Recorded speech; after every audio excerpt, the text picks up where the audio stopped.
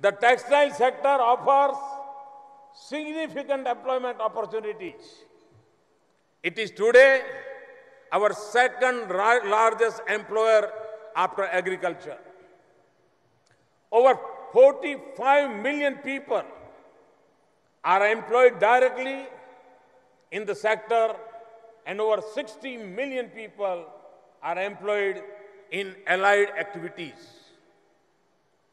और इसी को ध्यान में रखते हुए इस सरकार में टेक्सटाइल सेक्टर पर विशेष ध्यान दिया जा रहा है।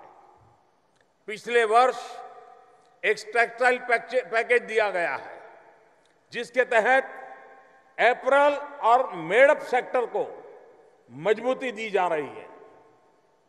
सरकार ने तय किया है कि अपैरल और मेडअप सेक्टर में जो भी कंपनी या कारोबारी नए लेबरर्स को, नए श्रमिकों को रोजगार देते हैं, उन्हें आर्थिक मदद सरकार की तरफ से दी जाएगी। लेकिन आर्थिक मदद का तरीका यह होगा कि वो जिस भी कर्मचारी को रखेंगे उनके एम्प्लॉय प्रोविडेंट फंड में कंपनी की तरफ से जो 12% राशि दी जाती है उसे सरकार खुद वहन करेगी।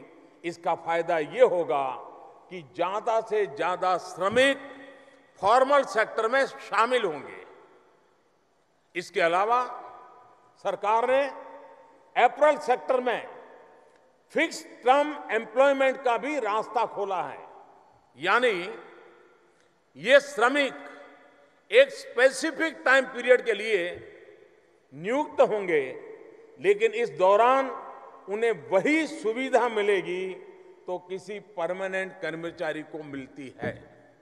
क्योंकि टेक्सटाइल में एक स्थिति ऐसी होती है, बड़ा ऑर्डर आते समय बहुत लोगों को रखना पड़ता है। ऑर्डर डिलीवरी करने के बाद लोगों को छुट्टी देनी पड़ती है। हमने ऐसी व्यवस्था की है कि उसको परमानेंट जो बेनिफिट मिलते हैं वो भी इसके साथ मिलेंगे।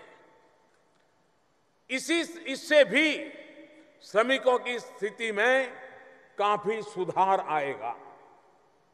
इनकम टैक्स एक्ट के तहत इस सेक्टर की कंपनियों को छूट दी गई है।